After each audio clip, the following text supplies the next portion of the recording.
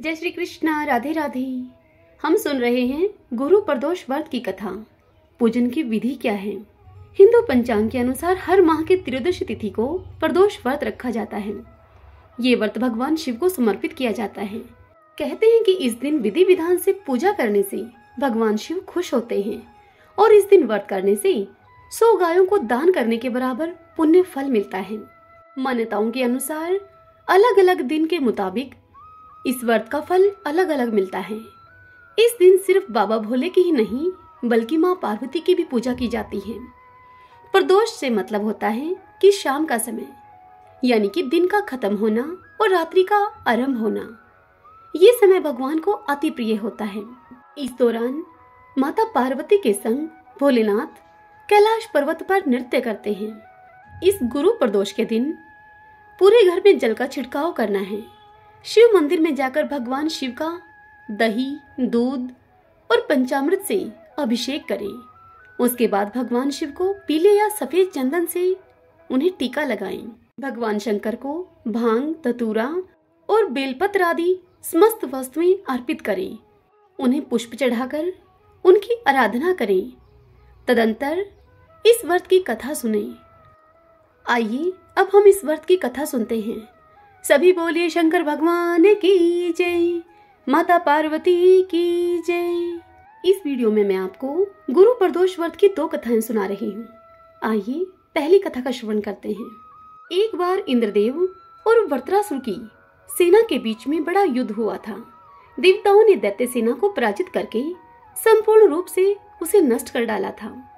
इसे देखने के बाद वृत्रासुर अत्यंत क्रोधित हो गया और खुद युद्ध करने के लिए वहां पर आ पहुंचा। उसने अपनी मायावी शक्तियों से भयंकर और विकराल रूप धारण कर लिया। उसका यह रूप देखने के बाद सभी देवता उससे भयभीत हो गए और गुरु बृहस्पति जी के पास जा पहुंचे। उनकी सभी बात सुनकर बृहस्पति जी उनसे बोले कि सबसे पहले तो मैं आप सभी को वृत्रासुर का वास्तविक परिचय देता हूँ। वृत्रासुर बड़ा ही तपस्वी और कर्मनिष्ठ है। उसने गंधमादन पर्वत पर घोर तपस्या करके शिव जी को प्रसन्न किया था। अपने पहले जीवन में वह चित्ररथ नाम का एक राजा था। एक बार वह अपने विमान में बैठकर कैलाश पर्वत पर आ पहुंचा। वहां शिव जी के वामंग में बैठी हुई माता पार्वती को देखकर वह बोला कि हे प्रभु, मोह माया में फंसे होने के कारण हम स्त्रियों के वशीभूत रहते हैं, किंतु देवलोक में ऐसा दृष्टिगोचर नहीं हुआ कि स्त्री आलिंगनबद्ध होकर सभा में बैठे। चित्ररथ के इन वचनों को सुनने के बाद महादेव मुस्कुराकर उनसे बोले कि हे राजन, मेरा व्यवहारिक दृष्टिकोण पृथक है।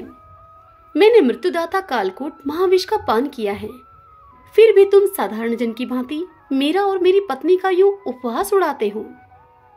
माता पार्वती क्रोधित होते हुए उससे बोली कि हे दुष्ट, तूने मेरा और महेश्वर का मजाक उड़ाया है। मैं तुझे ऐसी शिक्षा दूंगी कि तू फिर कभी संतों का ऐसा उपवास करने का दुस्साहस नहीं करेगा। अब तू दैत्य स्वरूप धारण करके विमान से नीचे गिर, मैं तुझे ऐसा श्राप देती हूँ।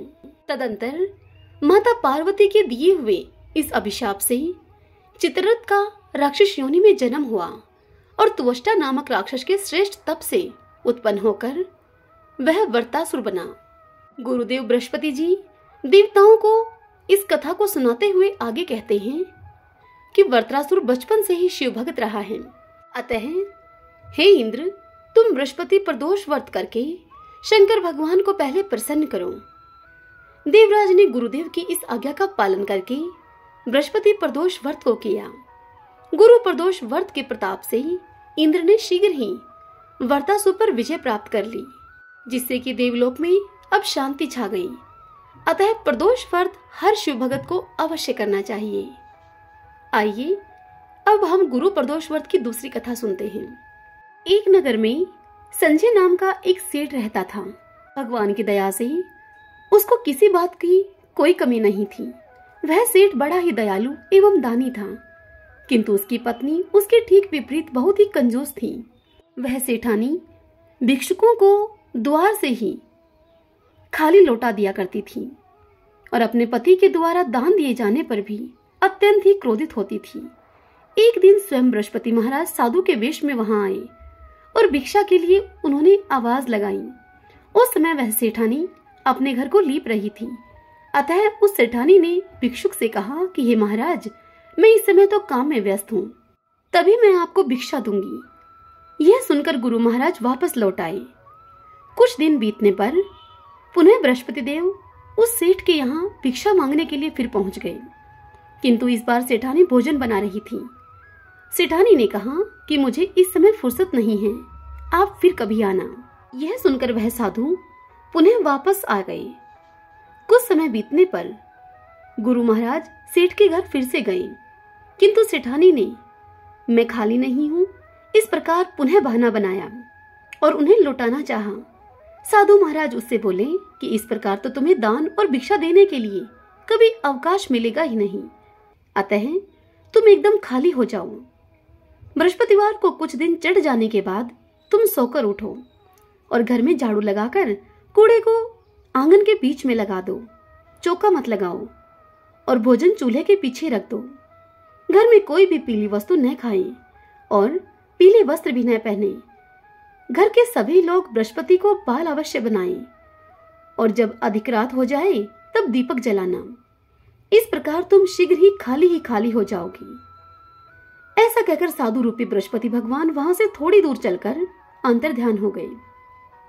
सेठानी ने भी साधु के द्वारा बताए गए कथन के अनुसार अपने कार्य करने आरंभ कर दिए, जिससे कि कुछ दिनों में सब धन का नाश हो गया और वह भोजन तक को अब तरसने लगे। अब सेठानी के पास अवकाश ही अवकाश था, उसके पास कुछ काम करने के लिए बचा ही न था।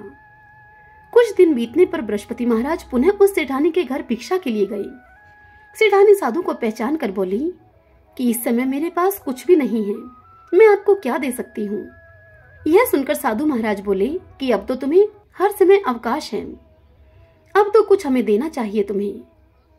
साधु महाराज की इस बात को सुनकर सेठानी ने पहले की हुई गलतियों से उनसे क्षमा मांगी और उनसे कहा कि आप मेरे ऊपर दया करके मुझे कोई ऐसा उपाय बताने की कृपा करें जिससे कि मेरे यहाँ धन धान्य की पुनः प्राप्ति हो जाए। अब मैं कभी भी किसी को खाली हाथ घर से नहीं लौटाऊंगी और आप जिस प्रकार से कहेंगे उसी प्रकार मैं आपका कहना मानूंगी।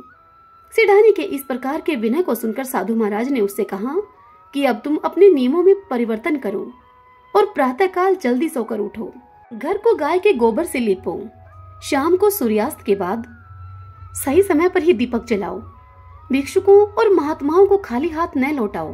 बृहस्पतिवार के दिन घर का कोई भी आदमी हजामत न बनवाए, पीले वस्त्र धारण करो और बृहस्पति के दिन पीली वस्तुओं का उद्यापन करो। ऐसा करने से निश्चय ही तुम्हारे मनोरथ पूर्ण होंगे। इतना कहकर बृहस्पति देव अंतर्ध्यान हो गए। जिस प्रकार साधु महाराज विधि बतलाकर गए थे, सेठानी ने उसी विधि से कार्य किए, जिसके प्रभाव से उसका घर पहले से भी अधिक हरा भरा और धन धान्य से परिपूर्ण हो गया। जो कोई भी नियम पूर्वक भगवान बृहस्पति देव का व्रत करता है और इस पवित्र कथा को सुनता है, ईश्वर की कृपा से उसे सुख और समृद्धि की प्राप्ति होती है। इसमें किसी प्रकार का भी संशय नहीं है। सभी बोलिए शंकर भगवान की जय।